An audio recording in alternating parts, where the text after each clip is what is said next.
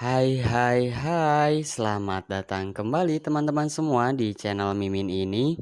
Kali ini Mimin akan melanjutkan cerita yang lagi kalian tunggu-tunggu. Tapi sebelum itu jangan lupa like video ini dan subscribe juga channel ini. Jadi mari kita mulai ceritanya.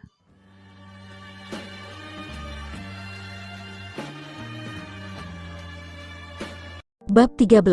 Setelah kejadian itu, Lolita dibawa pergi menaiki pesawat. Lolita berpikir mengapa mereka jauh-jauh ke Myanmar kalau ujungnya dibawa kabur juga ia seperti ini.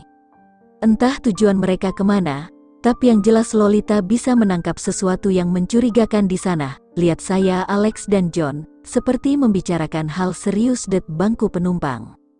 Nona, makanan Anda. Tiba-tiba seorang pramugari datang di waktu yang tidak tepat dan membuat semuanya kacau. Taruh saja di sana, tandas Lolita, kesal. Lagian apa pramugari itu tidak tahu? Tangan dan kakinya diikat, mana mungkin ia bisa makan? Yah, kecuali ia makan langsung dari mulutnya seperti kucing, baru ia bisa makan. Tapi haruskah seperti itu? Sesudah pramugari itu berpamitan pergi, Lolita menatap pasta mozzarella keju di piringnya. Makanan itu bukan makanan kesukaannya, apalagi ada keju di dalamnya. Bertambah kesal karena makanan itu bukan yang diinginkannya, Lolita mendengus dan menendang meja di depannya menggunakan kakinya yang masih diikat. Stupid, ucap Lolita. Alex yang mendengarnya langsung menengok ke belakang. Buru-buru Lolita mengalihkan pandangannya ke arah lain agar tidak disalahkan bahwa ialah tersangka utama keributan tersebut. Merasa Alex tidak menatapnya lagi, Lolita bernafas lega dan melancarkan aksinya untuk menguping. Namun baru beberapa saatlah mendengar sepenggal kata, Alex kemudian berbicara. Jika kau terus menguping, akan kupastikan turun dan sin kau tidak bisa mendengar lagi. Itu suara Alex. Pria itu masih tetap duduk di sana tanpa menatapnya. Gelagapan karena ketahuan, Lolita membantah dengan tegas, siapa juga yang menguping? Mata Lolita langsung bergetar, menandakan ada kebohongan di sana. Sial, begayaman pria itu bisa tahu jikalau sedang menguping. Pasti Alex mempunyai mata tersembunyi di belakang kepalanya, sehingga ia yang duduk pada radius 20 meter saya pria itu bisa mengawasinya. Karena Lolita terus menyebabkan masalah di pesawat, berbohong pada pramugari, mencuri ponsel pengawal dan ketahuan merekam percakapan Alex, Lolita pun ditutup matanya menggunakan kain agar tidak bisa melihat apapun oleh Alex. Lolita yang tidak terima terus memberontak sampai mereka membawanya masuk ke dalam sebuah mobil. Lepasakan bajingan, umpat Lolita, bergerak gelisah dan menendang-nendang bangku di depannya menggunakan kakinya yang diikat.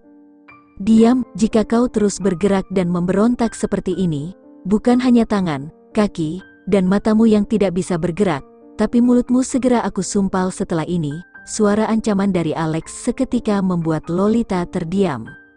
Pria bajingan, bisanya hanya mengancam dan mengancam, kalau tidak membunuh, yah menyiksanya. Beberapa jam kemudian mobil itu berhenti, Lolita merasakan ikatan tangan dan kakinya dibuka oleh seseorang. Kain hitam yang sempat menutupi kepalanya juga dibuka. Lah melihat Alex di sana, pria itu tidak mengatakan apapun dan keluar dari mobil. Keluar, perintah Jenon sebelum membawa Lolita keluar dari mobil. Lolita melihat sebuah bangunan bertingkat di depannya. Ada 4 tingkat dan masing-masing memiliki balkon. Sebuah pelang berwarna pink membuat Lolita tahu nama tempat itu. Flower Candi, tempat apa itu? Belum sempat Lolita memikirkan lebih lanjut. John lebih dulu menariknya mengikuti Alex yang sudah lebih dulu masuk ke dalam. Saat di dalam, Lolita disuguhi pemandangan wanita-wanita seksi yang tersebar di beberapa tempat, seperti wanita berambut pirang yang duduk di sofa bersama teman-temannya, wanita yang hanya mengenakan bra sebagai atasannya dan masih banyak lagi. Salah satu wanita menghampiri Alex. Wanita itu sengaja bergelayut manja pada Alex dan berusaha menggodanya dengan menaruh tangan Alex di dada cintanya yang padat itu. Akhirnya kau datang juga Alex, kau pasti ingin menemuiku kan? Tidak, Alex pasti ingin menemuiku. Liahkan, baby, wanita satunya datang. Setelah 2 wanita itu, segerombolan wanita lainnya langsung menyerbu Alex dan Lolita yang berada di belakang Alex seketika terdorong ke belakang. Kurang ajar, beraninya mereka memperlakukannya seperti ini. Maju untuk membalas, John segera menahan tangannya dan mengisyaratkan tidak boleh lewat kepalanya yang menggeleng. Mendengus kesal, Lolita akhirnya menurut Alex. Bagaimana jika kita menghabiskan malam bersama Alex bersama denganku malam ini? Tentu saja dengan aku. Stop, Alex membentak dan langsung membuat mereka semua berhenti berdebat. Jika aku ingin, aku akan panggil kalian. Setelah mengatakan itu, Alex melepaskan tangan-tangan yang menggerayangi tubuhnya dan pergi dari sana dengan raut dingin. John membawa Lolita pergi mengikuti Alex. Sampai di sebuah kamar, Lolita dibawa masuk oleh John. Alex menyuruh John pergi. Jangan buat masalah ataupun berencana kabur dari sini. Di setiap tempat memiliki jeruji besi yang tajam. Sekali kau melangkah keluar, aku pastikan kau tidak akan selamat setelahnya. Persetanan dengan video itu, aku akan membunuh jika orang itu tidak menurut padaku. Alex mendekat wajahnya dan berbisik tepat di telinga Lolita.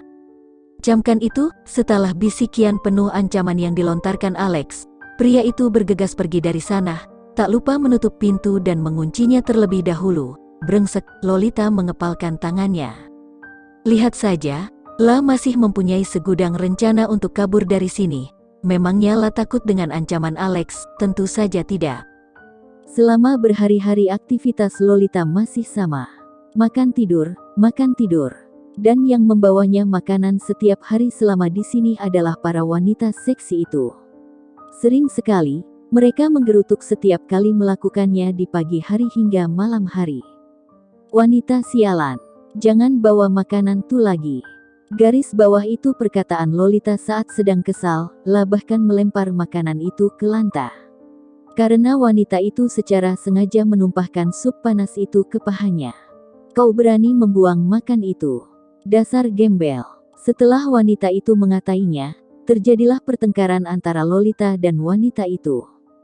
Para penjaga segera melerai pertengkaran itu. Rambut mereka sama-sama berantakan. Pelipis Lolita bahkan tergores karena wanita itu mencakarannya. Ini belum selesai, ucap wanita itu sebelum pergi dari sana bersama penjaga. Mengingat kejadian tersebut membuat Lolita kembali menjadi kesal. Rencana kaburnya juga selalu gagal. Ada saja para penjaga itu berhasil mengetahui niat terselubungnya. Belum sempatlah mengecoh mereka, lebih dulu para penjaga itu menangkapnya. Entah ini keberuntungan atau tidak, mendadak pintu yang selama ini tertutup rapat, terbuka sedikit. Mungkinkan dua penjaga itu lupa mengunci pintu saat menyeret wanita itu pergi. Tidak boleh disia-sia. Lolita bergegas keluar dari sana, menengok ke kanan kiri. Lolita berjalan cepat setelah dirasa aman. Semakin jauh Lolita berjalanlah malah menemukan sebuah klubing di sana. Padahal La yakin saat pertama kali datang ke Manla melewati jalan ini sebelumnya. Mengapa ruangan ini berbuah menjadi seperti ini? Tidak membiarkan pikirannya menerawang jauh, Lolita memutuskan untuk memasuki klub itu. Suara musik DJ dan lampu-lampu disko langsung menyambutnya saat itu. Di sana La juga bisa melihat beberapa pasangan sedang bercumbu mesra tanpa tahu tempat. Bahkan seorang wanita sudah tidak terbungkus pakaian lagi saking tidak tahannya pria itu ingin melakukan seks. Lolita sempat bingung tempat apa ini. Para wanita itu secara sukarela menawarkan dirinya untuk para pria. Tempat ini mirip rumah bordir, tempat pelacuran yang La liput di Jakarta karena terciduk dan dilaporkan polisi. Berlari dari hal itu, Lolita melihat sebuah ruangan. Karena penasaran ia mendekat dan menemukan seseorang wanita yang sangat ia kenal di sana. Mengapa wanita itu bisa kemari? Belum sempat Lolita menegur ataupun mendekatinya, seorang pria tiba-tiba menariknya. Hai cantik, ayo menari denganku. Pria itu langsung menaruh tangannya di pinggang Lolita. Tidak, uyar Lolita masih baik dan melepaskan tangan pria itu dari pinggangnya.